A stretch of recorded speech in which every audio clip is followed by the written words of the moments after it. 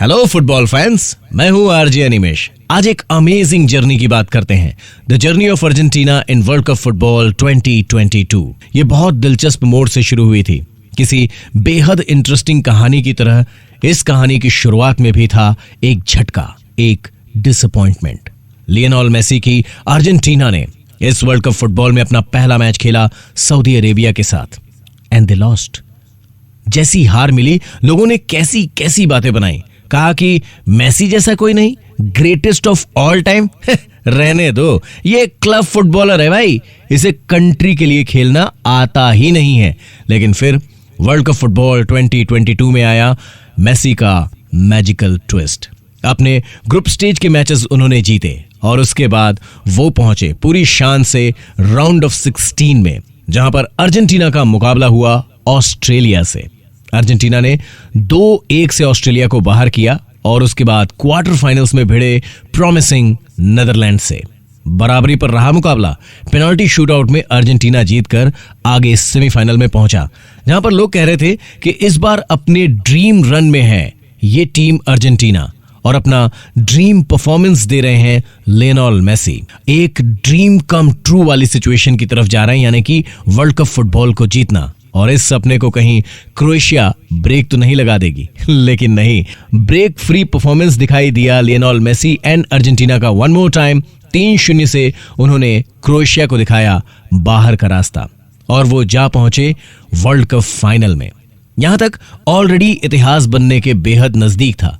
Lionel Messi, जिन्होंने 13 गोल 8 assist के साथ में वर्ल्ड कप फुटबॉल में बराबरी की पेले, द लेजेंडरी पेले के रिकॉर्ड की, वो बराबरी पर आए जर्मनी के लेजेंडरी स्ट्राइकर मिरोस्लाव क्लोजे के क्लोज सबसे ज्यादा मैच जीतने के मामले में।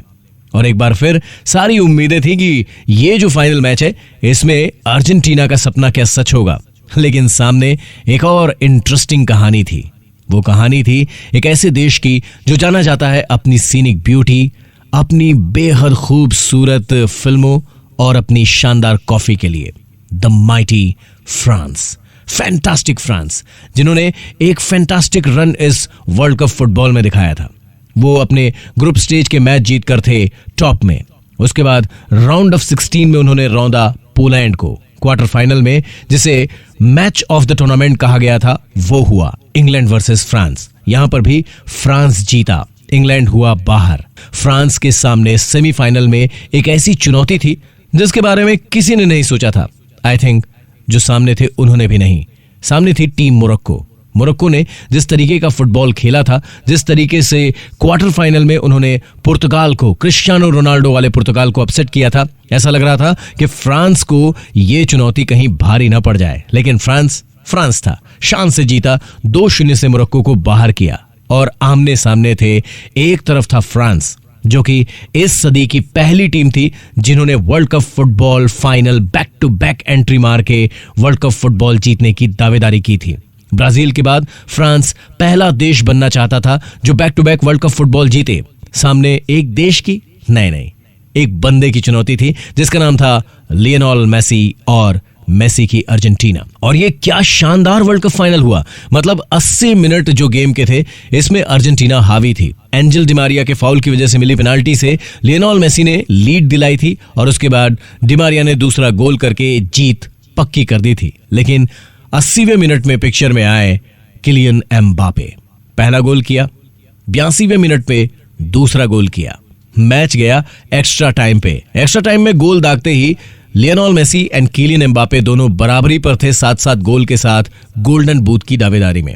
लेकिन फिर वर्ल्ड कप फाइनल की हैट्रिक लगाकर किलियन एम्बापे ने अपनी टीम को बराबरी और खुद को गोल्डन बूट दिला दिया। लेकिन इसके बाद आया वो बंदा जो सही मायनों में कहा जाए तो एक दीवार था फ्रांस की जीत के सामने। नाम था Amy Martinez, goalkeeper of Argentina. World cup football तीसरी बार जीता अर्जेंटीना ने। लियोनेल मेसी ने जीती गोल्डन बॉल भी और दिल भी। सही मायनों में जैसा एक्साइटमेंट इस मैच में था, यह मैच वर्ल्ड कप का फाइनल मैच था अपने परफॉर्मेंस की बेस पे भी। और साथ ही साथ कतर में हुआ ये वर्ल्ड कप कहा जा रहा है कि अब तक का सबसे बढ़िया वर्ल्ड कप था। क्या आपका भी यही मानना है? बताइएगा। लेकिन जाते जाते इस वर्ल्ड कप फुटबॉल से हम एक बात ये जरूर कह सकते हैं कि हम लियोनेल मेसी के फुटबॉल ईरा में जी रहे हैं और आने वाला वक्त किलियन एम्बापे का है। 24 साल का यह फ्रेंच फुटबॉलर शायद 2 या 3 वर्ल्ड कप और खेले, और जिस रफ्तार से जा रहे हैं सारे रिकॉर्ड्स जो वर्ल्ड कप फुटबॉल में अभी तक बने हैं खतरे में हैं।